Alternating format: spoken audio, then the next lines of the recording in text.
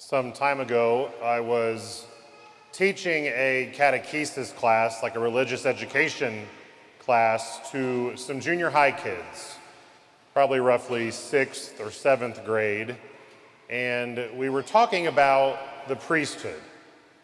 The priesthood in the Catholic Church, the priesthood in the Old Testament when we read about the priest at the temple. And I was asking them, when we call someone a priest, what do you think that the most important function that a priest has? What's the most important thing that they do such that we give them that title of priest? And one of the kids raised her hand and said, teaching us about God, preaching the word and giving the homily at Mass, which was a good answer. But that's the main function of a preacher. Now, of course, priests do that, but we don't call our ministers in the Catholic Church preachers, we call them priests. So there must be something more fundamental. Another kid raised his hand and said, well, the priest is the one that guides our parish, that leads the parish, and makes sure everything happens that's supposed to happen. Another good answer, that's the main function of a pastor.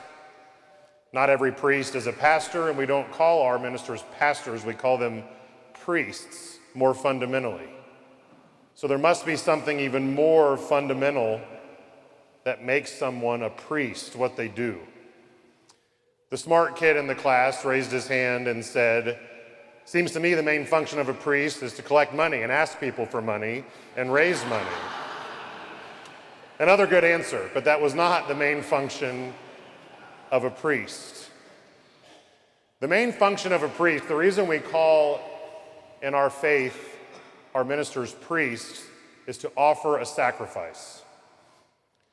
To stand between God and man and to offer something up which has been given to us such that it is acknowledged that it belongs to God, bridging the gap between humanity and the world and God and heaven. This has always been the function of what it means to be called a priest or to have a priesthood.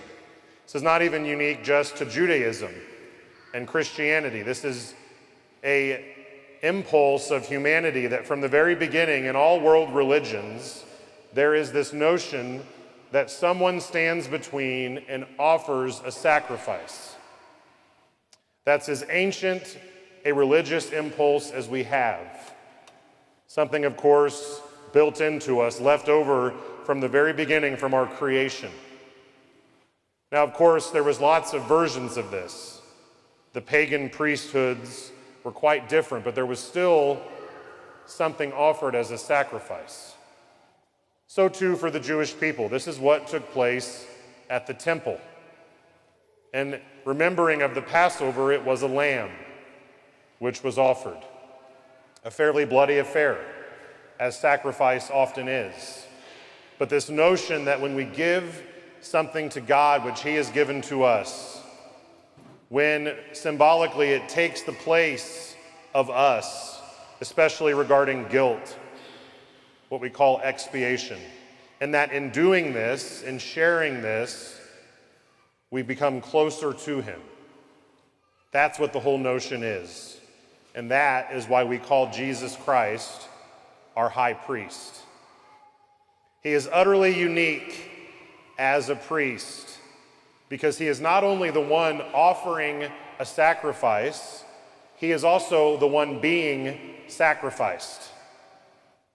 He is the priest and he is the lamb. He is the offerer and he is the oblation, that which is offered. And because he is God, because he is divine, this is the definitive and final sacrifice that will reunite humanity with God, to restore the friendship that we had lost. That's the deep part of our theology in the priesthood of Jesus Christ. And what is it that we celebrate this evening especially is the means by which he gives us to participate in that. No longer do we have a temple in Jerusalem that we go to do the Passover meal. All of that which happened at the temple was pointing us towards this, prefiguring this, getting us ready for this. And this is what happens on the altar.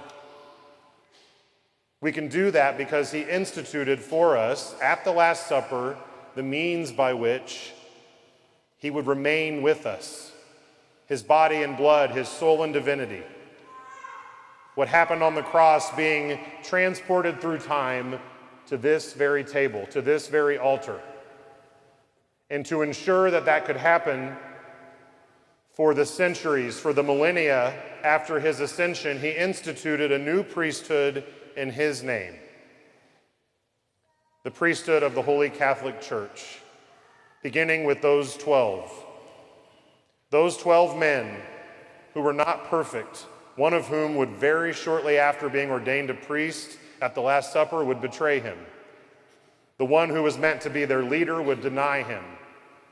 And yet from those 12 priests, those first priests, in the priesthood of Jesus Christ, he would conquer the world. And he would ensure that his body and blood and soul and divinity could be offered wherever those gather in his name and so desire it. The ministerial priesthood that we celebrate its institution tonight, the priesthood that I myself, unworthy as I am, became a part of roughly 11 and a half years ago, was given to us at the same time as the Eucharist. But also given to us in the Eucharist truly is the foundation of our church. All who are baptized share in a common priesthood. All who are a part of this offer in some way the very gift of their life, the sacrifice that they bring every time we come here to help bridge the gap between God and the world. That is what the church does, and that is why all of you who are baptized are participate in that priesthood, in that ministry, in ensuring that the presence of Christ is maintained here on earth until he comes again.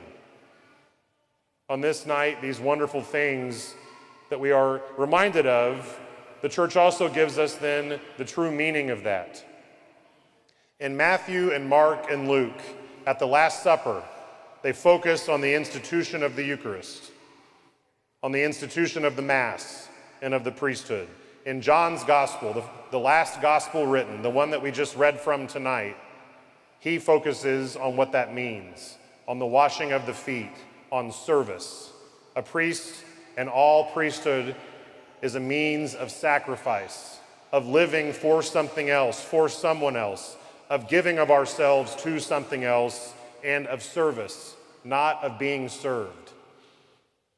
The washing of the feet is Christ showing this. Look what I have done for you. Now go and do this for the world. Be the hands that I work with to reach out to those in need. The very hands that offer your own life as a gift to God.